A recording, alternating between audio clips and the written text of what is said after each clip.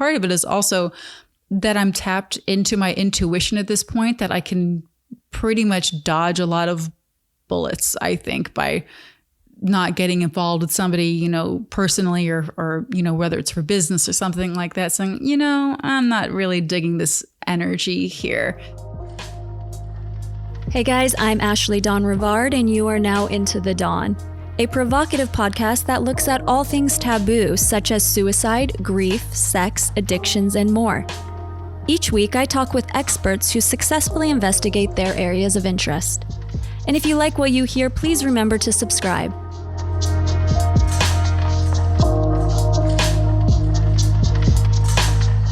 Ginger Pullman comes from a long lineage of psychic intuitives and tarot card readers. She's a Reiki healer and tarot card reader in Los Angeles, California. For those who don't know what a tarot card reader is, can you explain the 101 of it? Sure, the 101 of tarot. People, you may have seen tarot decks, but a lot of times people will read cards to me, and really they can be conversation starters. There is a spiritual aspect to them. You do tune into energies, but I think even if somebody doesn't know how to read a tarot deck, you can grab an angel card deck or an oracle card deck and read the messages that are attached to each card and see if that resonates with you. They can be really excellent guideposts. Yeah. So how did you get into this? I had an aunt that read tarot cards, so I grew up with them. I actually got my first, quote, fortune telling book when I was in the 3rd grade. So I grew up with it, and I didn't read for a long time, and then in college I started reading again. So yeah. So did you always have a gift though? Like, so if you could read a tarot card, if people who are tarot card readers, they're naturally intuitive, correct? I think everybody is intuitive. It's just whether they're choosing to tap into the energies. Intuition can be built. And I do believe that everybody is intuitive. I think that our intuition played a big part of us being able to evolve as a human species. You know, like your intuition saying, hey, there's a bear behind you is a big help. So everybody is naturally intuitive. Okay. So, but if you're reading tarot, do you also get messages? I do. And I mean, all tarot card readers are different. I will get messages. It will be suddenly like a certain part of the image will jump out at me that I've never really noticed before. And I've learned now that that's usually some sort of a channeled guided message that I share with my clients. Or it could be a lot of times when I'm reading cards with people, images will pop in my head that are not necessarily in the cards, but it's just suddenly an image of a rose or somebody with a wheelbarrow like will pop into my head. And I've learned that has some sort of significance, and I've learned to share those messages. So it's a bit of, just trusting your instinct and just not judging the information that comes up and comes across. But, it's partly is what's on the cards, and part of it is just purely channeled information. So could you give somebody a reading without cards? Sometimes, yeah. It depends on, you know, how loud it is and like where we're talking. Right. But you can read people without cards. Like I can do with the intuitive energy healing. I don't use cards for that. That's more, I use my hands around people, and I can sense dense energy or lighter energy around people, and I help them clear that energy. Also, I don't use any cards when I'm reading people's past lives either. That's something that's a meditative state or a trance, and I can share with them with what I'm seeing. So, I didn't know this. So you do past life regression, is that? Or you could just read people's past lives? I just read people's past lives. Okay. I don't put them in a trance-like state, but I'll sit across from them or over the phone.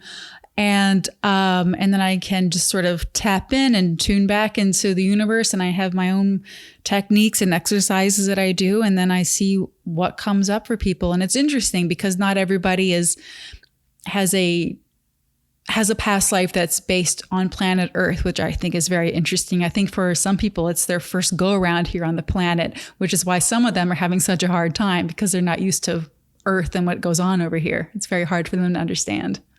So you've looked at people and you're like, first go around here. Oh yeah. I see no past life. Yeah, Really? there are people that are there's just a lot of planes in existence, and maybe we don't understand all of this scientifically yet. And I do feel like eventually we will discover science behind all of this. But in the meantime, there are people that this is their first go around, and that's why they don't feel like they quite fit in on this earth because it's their first time here. How do you feel that knowing your past life, how can that benefit someone? Oh, people checking out their past lives can be extremely beneficial as long as it's done safely and correctly. There was one story that always struck me was this girl who she's in college and she was working so hard and she was just so stressed out over getting all of her work done and being the best on her soccer team and just being the best at everything that like it was really to the point where it's basically ruining her life. So the doctor actually did a past life regression hypnosis with her.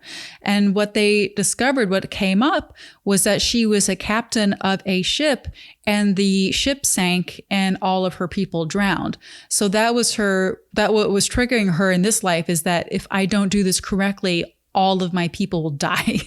So needless to say, it was a lot of pressure for a college soccer player.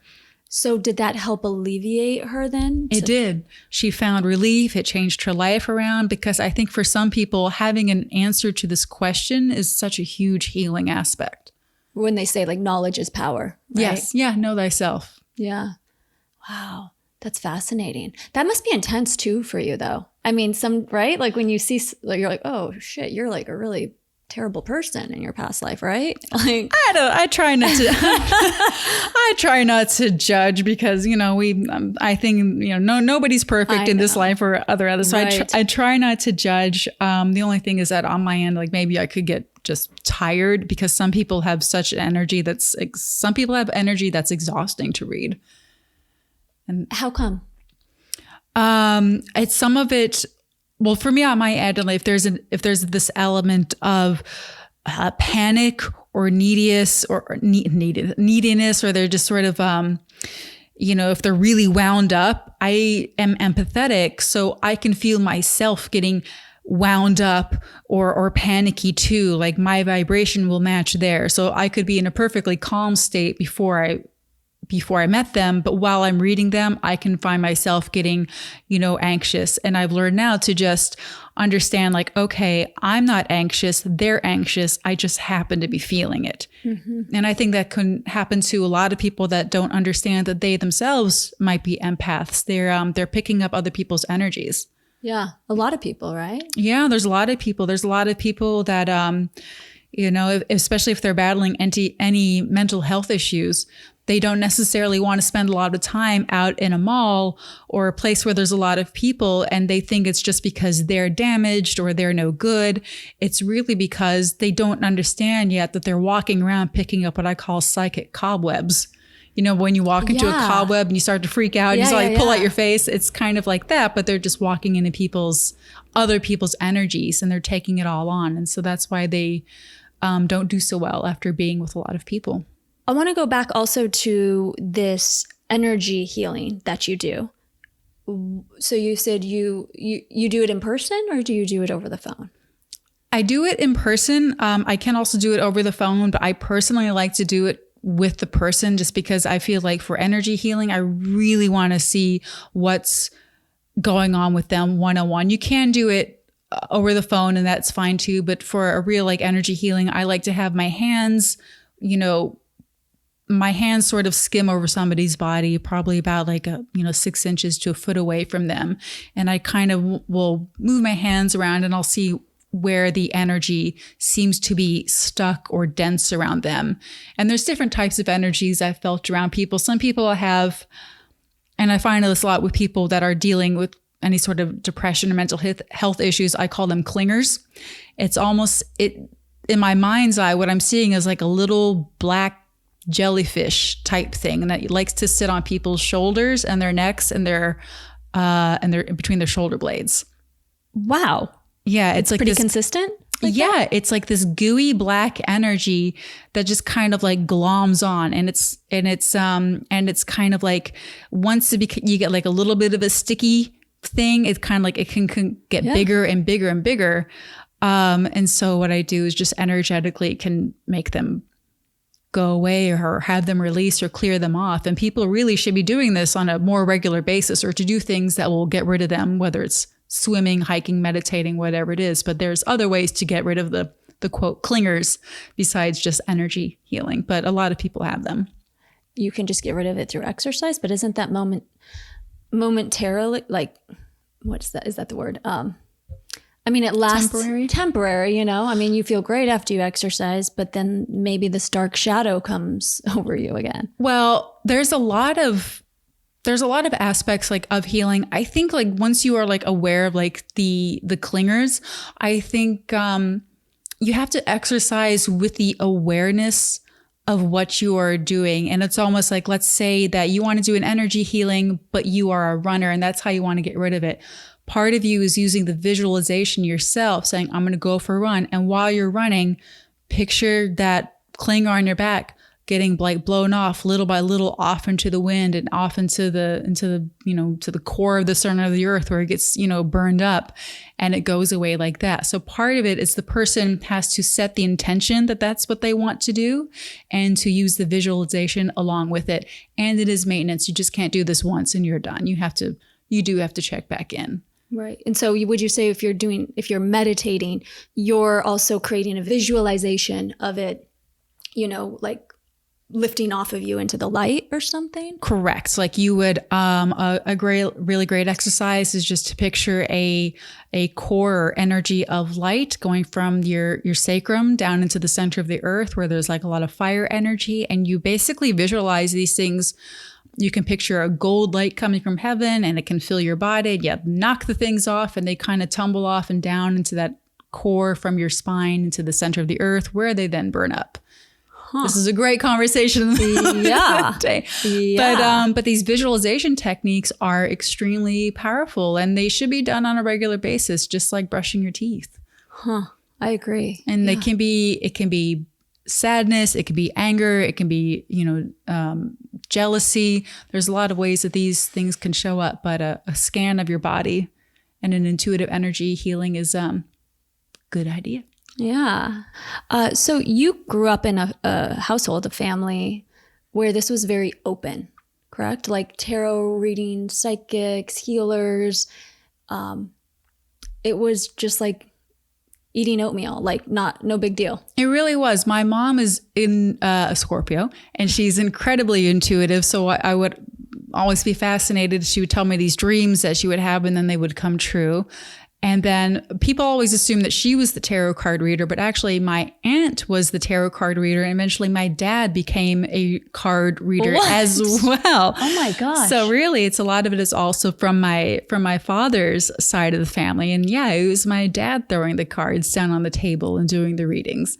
And Did they tell you like, you're going to be a tarot card reader? Is this what you're going to do for a living? I think my aunt had an inkling, which is why she gave me that book when I was so young. And I was always fascinated. I always wanted her to read for me. And she would always say, oh, it's so hard to read for kids. And she didn't really like kids, but she liked me, which was very good. I felt so chosen. So yeah, I feel like she had an inkling that I was. And as far as my mom, who's just flat out psychic intuitive, she never discouraged it. She would always say like, that's great. She's like, when you have these hunches, don't ignore them because they'll become more powerful if you acknowledge them. So if you have an intuitive experience, or maybe let's say you can't find your keys and then some weird thing happens and that's how you find your keys, that could be a message from your angels or your guides just kind of looking out for you. So what you do is give a little bit of gratitude and thanks to them. And once you acknowledge their work, they'll say, oh, they're paying attention to me and because I helped them and I'm going to help them more now because they know that I'm helping them. And it sort of becomes this beautiful symbiotic relationship you can have with your own spirits and guides. Yeah. Saying thanks for that. And they'll give you more. So do you always listen to your guides? Are you just like... I spend a lot of time talking to my guides. Yeah? I really do, which is people say like you spend a lot of time alone, which I do, and that's just part of my work. And it's also like, oh, I'm not really alone. I'm really, because I'm very committed to this work. So I'm all constantly searching and just trying to tap into energies, which, you know, you have to have balance and go out and see people and everything. But when you say you talk to your guides all the time, like you hear voices talk to you? I don't always necessarily hear voices. I mean, people are psychic in different ways. People can, some people will hear voices, and I have heard flat out words said to me, which was amazing. But a lot of times it's simply just this knowing, like you just know, like how you just know, like you don't even question it. Like it's just this inner knowing. For a while I was really, I had a sense of smell. Like when I was traveling a lot for work, I would smell jet fuel, like out of the blue. And I would know like, oh, I'm about to book a job or have to go out of town. And sure enough, like I would call later, like, oh, you got to book a job, go out of town. I was like, I already knew that because I smelled jet fuel. And so it's kind of like, that's why I'm saying like your senses you're always tuned in and tuned on, because nature, universe, your guides are constantly trying to talk to you, whether it's you see how many times have you heard a certain song on the radio right when you needed to hear it? Or birds have different symbolisms, or butterfly. Like we're constantly getting messages. We just have to tap in and tune on. So it's easier to be tuned in on my end than to turn it off, because it's constant. So what would you say to people like myself who struggle with, I don't always trust my intuition. And I'm like, is this my intuition or is this my ego? Yeah. Or like, is that just my monkey mind, right? Like when I hear something or I feel something, it seems like automatically I'm like, no, but, and I'm like, okay, but that's also me trying to overcome that part of my negativity. I know. But I always kind of get caught up in, well, what's my intuition? And I do know sometimes where it's like, you just know that you know, and there's no like noise saying, no, don't do this, right? So how do you differentiate that? Your intuition and your guides will always try to make you feel better. And so if it's an idea that comes to your mind and it kind of scares you, but it also kind of excites you, that's definitely your intuition trying to give you a message to go and like do something. And then as far as it's your ego, it's kind of that is more like if you feel like your energy gets a little bit denser or darker, because it's a lower vibration when it's, you know, I mean, you should always have a healthy ego, but intuitive things or messages from your guides will always just feel like a bit of a higher, lighter, brighter vibration. And then if you feel yourself getting sucked into the swamps of sadness, then that's betray you. You just sort of tap in and you realize that that's your own fear and ego and negativity chiming in, or even the clingers on your back. And that's not for your highest good when it just starts to suck you down. That's different than your intuition, because they only want the best for you. So let's take for a relationship an example. A lot of people have issues with trust, right? If you have a partner and you already know you have an issue of being cheated on, or you're afraid to be cheated on. And then all of a sudden, let's say, you know, always in the beginning, it's good. And then your fears start to come up. So if you're thinking then, oh, they're cheating on me. And it's like, you're looking for it. Is that your intuition? If you're like, oh, like, you know, like if they don't call you or they, you know, whatever, like for a night, and then you're like, clearly they're cheating on me.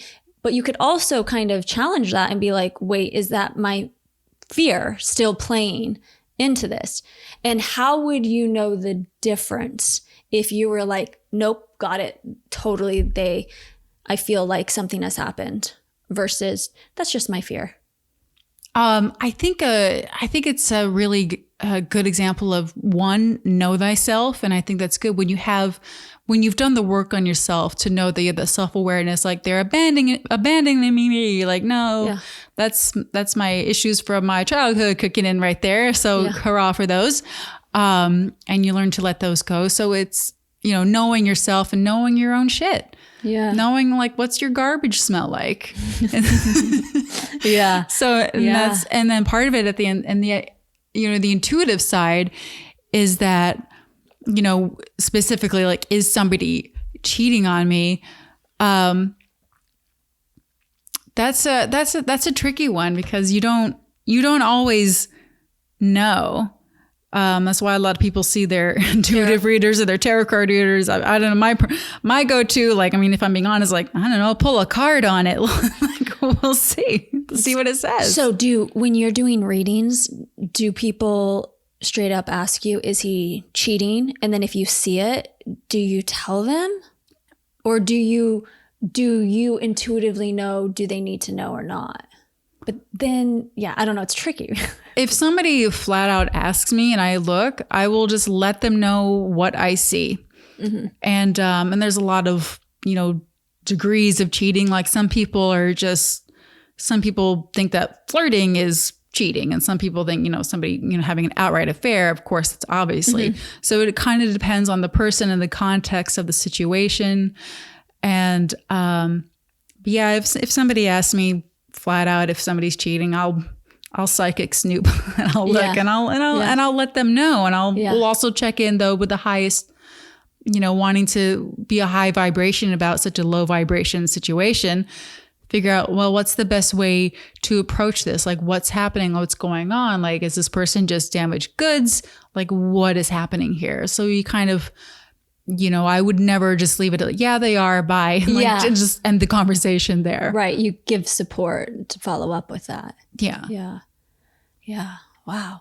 So do you throw cards for yourself all the time? Like, I mean, do you go into situations and you kind of know how they're going to unfold, or do you try to just be present? I try to be present. It's hard for me to always, it's hard for me to throw cards for my own self, but I will. And a lot of times when I'm looking at cards to compare or contrast a situation, I'm really just looking to see if there's any like epic disasters, like, okay, this is definitely a red flag. This is definitely a danger zone. Stay away. And part of it is also that I'm tapped into my intuition at this point, that I can pretty much dodge a lot of bullets, I think, by not getting involved with somebody, personally or, whether it's for business or something like that, saying, I'm not really digging this energy here. And it's really just being tuned to my own energy. Yeah. And then pulling a couple cards on people, like, oh, you got all kinds of crazy cards. And some cards are fantastic. And I'm like, oh my gosh, this person has amazing energy. I thought they did. And sometimes the cards just reconfirm what I was thinking. So I just kind of feel like we're having a little round table discussion around a situation between my guides and the cards. Yeah. We're all good here. What would you say to people who think that's woo-woo-y, not real? If somebody doesn't think it's real, I don't push it on them. Mm-hmm. I just let that go and say that's their path, because they'll figure out what they need to figure out and they're on their path. And if they want to have a reading and talk to me, cool. If they don't, if they think it's bad, or if I'm going to burn in hell or burning cards or whatever it is, then that's okay. That's their business too. I'm not offended. I do think it's interesting though, because I do think that there will be science that can be proved, like just why some cards give off certain energies. And if you have a certain energy and that card has a certain energy, there's probably a very good reason why you picked it, because that's your message. Like you're jiving with that energy from that card. Yeah. So we haven't, we don't have the cameras to see the energy or whatever it is maybe, but eventually I think science and magic will be best buddies. Well, touch on what we were just talking about before we started, about therapists bringing in tarot cards, because even though I would say people are more like normalized to therapy, right? Mm-hmm. And something, that I love about you is, you're not just full over on, cards. You use other modalities you believe in, but also how therapists are incorporating tarot cards. Yeah, I think it's fantastic that therapists are including tarot card readers or recommending them. I saw this amazing therapist for a long time, and she was recommending a numerologist to people. And I think that that's part of this is, keep an open mind, but not so open that your brain falls out, which is one of my favorite sayings. So as much as woo-woo as I am, I always try to keep one foot on the ground. And I think it's fantastic that the therapists are saying, go see a tarot card reader, see what they have to say, because if anything, your subconscious wants to have a conversation, and therapy is all about your subconscious a lot of times. And I think that's a beautiful approach to have the spiritual aspect to your health, and also just the traditional Western medication or, Freud or whatever it is, tapping into your mental health as well. I think having both of those traditions is very powerful. There's no one size fits all. Some people will be 80% spiritual and 20%, psychiatric meds. And some people will, flip it. It's all up to the individual. Yeah. Yeah. It's interesting because meds in our society, right? Like they're normalized. Nobody's going to be like, oh, you're on meds. It's like, oh, okay, yeah, you're on antidepressants, you're whatever, on this, you're on that. But if you're like, yeah, my tarot card reader, or I went and saw a healer, they're like, oh, you're so LA, or that's so, woo-woo-y. Yeah, and but there's plenty of woo-woo-y people that I know that think people that take meds for, their mental health they think those people are crazy. Like, you're taking meds? I'm like, let the people do what they need to do for their own self. Like, we really need to let go of this way that people are judging how others are approaching their self-care and what works for them. Speaking of self-care, what do you do for self-care? Definitely a daily meditation process for me. Every single day I tap in, I tune in, and I meditate. And I also have learned to draw stronger, healthy boundaries. For a really long time, I wanted to do all the things for everybody, or, extremely like codependent, and just always wanted to just do the best and do the most. And I've learned to recognize certain patterns, and I just say, okay, right now I need to draw a boundary and tell somebody, like, I don't have the energy to meet you later. Or like, if you're asking me to do something on a Monday, and it's only like Wednesday the week before, like, I'm like, I don't know how I'm going to feel that day. So that's a hard thing. So I think it's just a question of knowing yourself, but meditation's a good thing. Hiking, getting in touch with nature, remembering to laugh, and also to catch myself if I feel myself. Let's say I want to listen to a song that reminds me of a bad time. There was definitely a time where part of me loved kind of reminiscing over the most horrible things and listening to the most painful song ever. Yes, like, I don't know this what that song is. Devastates me. I'm going to listen to it on repeat. I've learned to not do that so much. We all have that part. I was just kind of doing that the other day, going, what is wrong? Why? I know. What do you get out of this? What are you getting? Because you're just really putting that vibration in more. Yes. And I don't know what it is, but it's a matter of catching myself like, okay, we can just turn off the Tori Amos right now. Or like, God forbid, oh my God, Shakespeare's Sister, Stay With Me. That's like one of those like upsetting, like, oh my God, we're all so sad. Like, songs. So I've learned to just sort of, my gosh, turn off actually any song that can have memories. There can be happy songs, and they can remind you of somebody that you miss. And maybe that could be enough to trigger a bit of a sad episode. So lately I've been really into not listening to music that I don't know, or I have no memories attached to it, or there's no lyrics. That's interesting. I like this. Yeah. So it sounds like, you're very conscious, and you wake up every day and you're like, I'm going to choose joy. And what does that look like in each moment? Yeah, absolutely. And it is always a choice, and it is being, again, like we talked about earlier, knowing thyself. And it's kind of recognizing like, oh, I'm kind of getting into a bad pattern again. I better knock that off. Whether it's, have, too much food, too much wine, or like I really have not been on a hike for a while, just sort of recognizing like, oh, I'm kind of slipping into some bad self. And that's the thing, I think, with anybody dealing with a mental health issue, it's a daily ongoing thing to look out for. It's no different than anybody with, diabetes, minding their sugar intake. If you have a mental health issue, your brain doesn't turn off. Your brain is always going. So it means you constantly need to be monitoring it. You can't let anything just go by routine. How can tarot help people who suffer from anxiety and depression? I think one of the great things for somebody with anxiety and depression is to grab an angel deck or an oracle deck or something that speaks to you, that has soft, uplifting messages, or a regular tarot card deck, and start to just pull a card or two every day and just see what those messages are, see what that conversation is.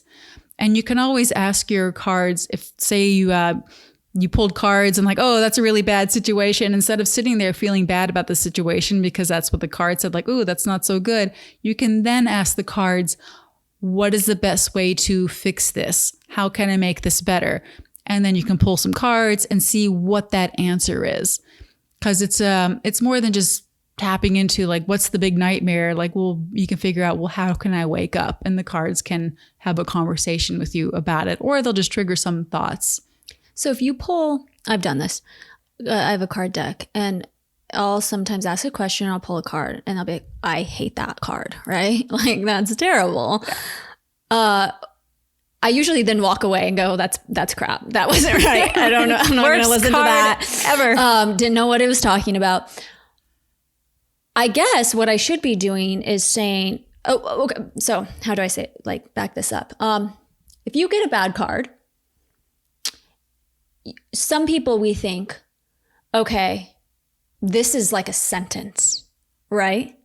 Which is why I think some people shy away from tarot, because like if it's negative, right? But you do have free will, right? So is it just telling you right now, this is where your energy's at and you can shift? Yeah, absolutely. And that, they are a really great reflection of where you are right now. What is the energy behind it? And there's always the free will for you to say like, well, how can I fix this? What's possible from this? How can I make this better? Okay. It's a matter of just knowing the questions to ask, knowing the correct phrasing and the asking of a question in tarot is very important as well. I've had people, they'll ask me like, am I going to have a happy life and are my kids are okay? And should I get a dog? And it's like, they want it all like one thing. Like, all right, those are three different things that we need to stop and ask each individual thing. We can sort of check out the energy, but it's really, phrase your questions right when you're asking a tarot card. And do you believe that you can see the future? Yeah, I've seen, I've had a lot of incidences where I've seen things and they have come true. And I think as well for others. Yeah. Okay. Yeah. For others, I've seen things come true for others, and we pulled cards. It's fun for me because my cards have a tendency to turn very fast. It's not like when I pull cards and I say, well, 6 months from now, this is going to happen. Like, no, this is what's coming up like soon. Okay. So for me on my end, that's a lot of fun because I quickly will receive, because I kind of like, for me, it's a soap opera. I'm like, what happened? I don't know. I never heard from them. And like a couple of weeks later, they're right back. Like, it came true. It all worked out. Everything is fine. And, or it all fell apart, but hopefully it was the good thing that we wanted to have happen. Yeah. I am so happy that you came and spoke today with me and shared all your knowledge. And it was so interesting and fascinating. And I love what you do. Where can people find you? You can find me on Instagram at Tarot with Ginger. I usually do daily stories in my readings, or you can find me on my website, which is www.sikimelrose.com. That's it for today's podcast. Thank you so much for taking the time to listen today. Please let me know what you think. Leave a comment, share. And we'll be back next week with a new episode.